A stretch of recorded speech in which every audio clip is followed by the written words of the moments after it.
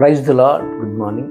మన ప్రభువును రక్షకుడైన యేసుక్రీస్తు పరిశుద్ధ నామంలో యేసుతో అనుదినము అనే ఈ పరిచర్య ద్వారా దేవుని యొక్క శ్రేష్టమైన వాక్యం వింటున్న మీ అందరికీ నా హృదయపూర్వక వందనములు. నా ప్రియ సహోదరి సహోదరుడా, ఈరోజు దేవుడు మనతో మాట్లాడుతున్న మాటను కొద్ది నిమిషాలు ధ్యానించుకుందాం.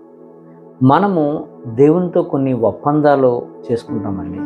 ఎలా అంటే, నేను అలా ఉండాలనుకుంటున్నాను ప్రభువా, నేను ఎలా ఉండాలనుకుంటున్నాను ప్రభువా అని ప్రభు దగ్గర మనం ఒప్పందాలు చేసుకుని నాకు సహాయం చేయ ప్రభు అని అడుగుతాం. ఆ చేసిన ఒప్పందాలు కొన్ని రోజులు జరిగేసరికి ఏమైపోతాయంటే, చేసుకున్న ఒప్పందాలు మర్చిపోయి మనం సరిహద్దులు దాటేస్తాం. మనం ఏం చేయకూడదో అది చేసేస్తాం. మనం ఏం అనకూడదో ఆ మాట అనేస్తాం. మర్చిపోయి అనటం సర్వసాధారణం. ఒకవేళ అది కూడా చేయకూడదు, ఒకవేళ నువ్వు మర్చిపోయావు, దాన్ని సర్వసాధారణం. కానీ కొంతమంది గుర్తున్న బద్ధకంతో ఏం చేస్తారంటే, తీసుకున్న నిర్ణయాలు, తీసుకున్న ఒప్పందాలు స్కిప్ చేసేస్తారు. ఈరోజు నీరసంగా ఉంది కదా, ఈరోజు నిద్ర లేదు కదా, తర్వాత చేద్దాంలే, తర్వాత చదువుదాంలే బైబిల్, తర్వాత ప్రార్థన చేసుకుందాంలే అని కొన్ని దేవుడి దగ్గర తీసుకున్న నిర్ణయాలు, దేవుడి దగ్గర తీసుకున్న ఒప్పందాలు అన్నీ కూడా మనం స్కిప్ చేసేసి మనము దేవునికి దూరం అయిపోతూ ఉంటుంటాం. మనం కూడా చాలాసార్లు ఇలాగే చేసాం కదండి. దేవుడి దగ్గర తీసుకున్న నిర్ణయాలు, దేవుడి దగ్గర తీసుకున్న ఒప్పందాలు ఎంతమంది మనం మీరాము, ఎంతమంది మనం చేసుకున్న ఒప్పందాలు నెరవేర్చలేకపోయాము అనేది చూసినట్లయితే చాలామంది మనకు కనబడతారు. చాలామందిని మనం చూడగలం. షిమి అనేవాడు దావీదుని చాలా దారుణంగా దూషించిన వ్యక్తి. దావీదు అయితే షిమిని క్షమించి ముందుకు వెళ్ళిపోయాడు. ఆ తర్వాత దావీదు కుమారుడైనటువంటి సొలొమోను వచ్చిన తర్వాత దావీదు చెప్తాడు, షిమి అనేవాడి మీద ఒక కన్ను వేసి ఉంచు అని. అయితే ఈ షిమి అనేవాడిని రాజు అయిన తర్వాత, సొలొమోను రాజు అయిన తర్వాత పిలిపించి, అయ్యా షిమి, నువ్వు హ్యాపీగా ఈ యొక్క యెరూషలేములో నువ్వు ఇల్లు కట్టుకొని నీ జీవితకాలం అంతా హ్యాపీగా జీవించు. కానీ ఒకటి కండిషన్ ఏంటో తెలుసా? నువ్వు యెరూషలేమును దాటి కిద్రోను ఏరు వాగు వరకు దాటొద్దు. ఒకవేళ దాటితే నీ చావుకు నువ్వే ఉత్తరవాది. అంటే షిమి అనేవాడు, ఒకే రాజా, నువ్వు అన్నట్టే సెలవిము అని చెప్పి అక్కడ ఒప్పందం చేసుకుంటాడు రాజు దగ్గర, తీర్మానం తీసుకుంటాడు రాజు దగ్గర, సొలొమోను దగ్గర. కొన్ని దినాలు అయిన తర్వాత ఏమైందంటే, ఈ యొక్క షిమి వద్ద పనిచేస్తున్న బానిసలుగా ఉన్నటువంటి వారు, పనివారు ఇతని యొక్క తాకిడికి తట్టుకోలేక పారిపోయారు. ఆకీషు వద్దకు పారిపోయారు. ఈ వార్త ఈ యొక్క షిమి అనేవాడు విని వారిని పట్టుకోవాలని ఆ గాడిదికి గంత కట్టుకొని మరి యెరూషలేము దాటి ఆకీషు వద్దకు వెళ్ళాడు. గాదు వెళ్ళాడు. ఈ వార్త ఎప్పుడైతే యెరూషలేము నుండి గాదుకు వెళ్ళాడనే వార్త సొలొమోనుకి తెలిసిందో, వెంటనే షిమి అనేవాడిని పిలిచాడు. ఏంటి అబ్బాయి నీ పరిస్థితి, నీకు చెప్పింది ఏంటి, నువ్వు చేసింది ఏంటి అంటే, రాజా తప్పు చేశాను అంటే, మరి నువ్వు చేసిన దానికి నీకే మరణశిక్ష కదా అని అంటూ మరి షిమి అనేవాడిని మరి చంపడం జరిగింది.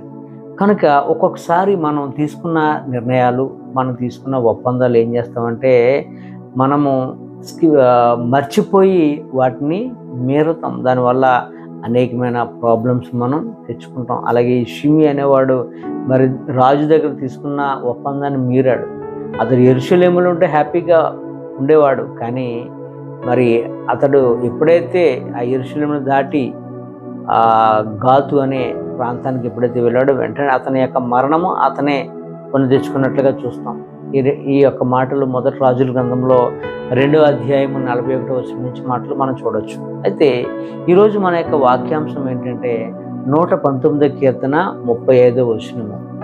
ఇందులో ఏమని రాయబడిందంటే, నీ ఆజ్ఞల జాడను చూసి నేను ఆనందించుచున్నాను, దాని యందు నన్ను నడువ చేయము అనే మాట ఉంది. అంటే ఈ వాక్య ప్రకారంగా చూస్తే, నీ ఆజ్ఞలు వల్ల నాకు ఎంతో ఆనందం. ఎందుకంటే ఆజ్ఞలు నా కొరకు నువ్వు ఇచ్చావు. కానీ ఆ ఆజ్ఞలు నాకు ఎందుకు ఇచ్చావు? నన్ను సెట్ చేయడానికి. దాని విషయమైతే నేను చాలా హ్యాపీ, వెరీ హ్యాపీ. మనం ఆజ్ఞను పాటిస్తున్నామా, ఆజ్ఞను దాటేస్తున్నామా అనేది మనం చూసినట్లయితే మనము ఆజ్ఞను దాటేసేవారుగా ఉన్నాం. తీసుకున్న దేవుడి మాటను దాటేసేవారుగా ఉన్నాం.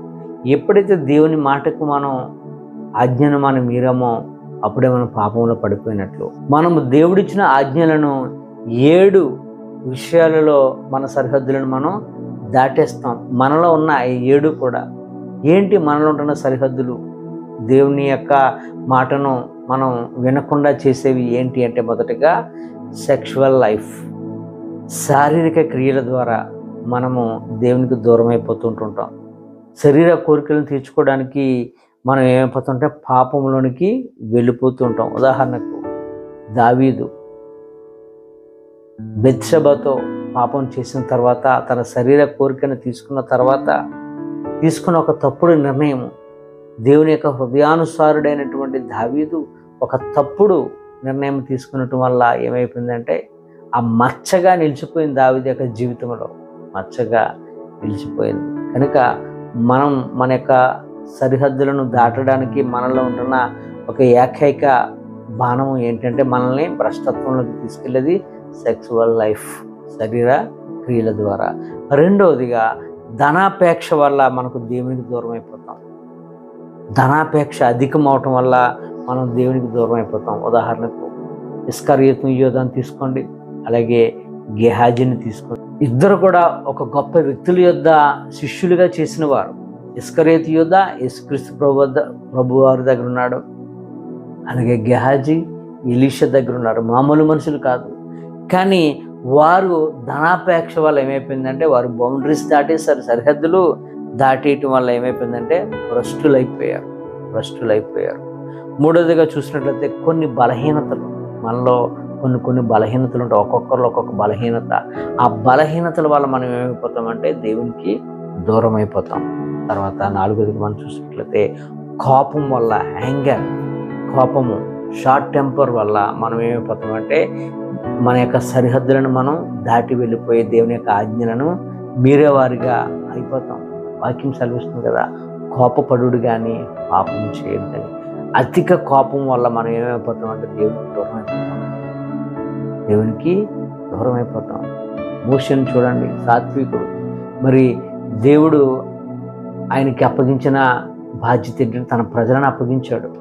కానీ ఆ ప్రజలు విసిగించటం వల్ల మరి సాత్వికుడైనటువంటి మోషే కోపంతో మరి దేవుడు చెప్పిన మాటను వినకపోవటం వల్ల ఆ బండతో మాట్లాడమంటే బండను కొట్టొచ్చాడు కోపంతో. ఆ ప్రజల మీద ఉంటున్న కోపంతో ఏమైంది?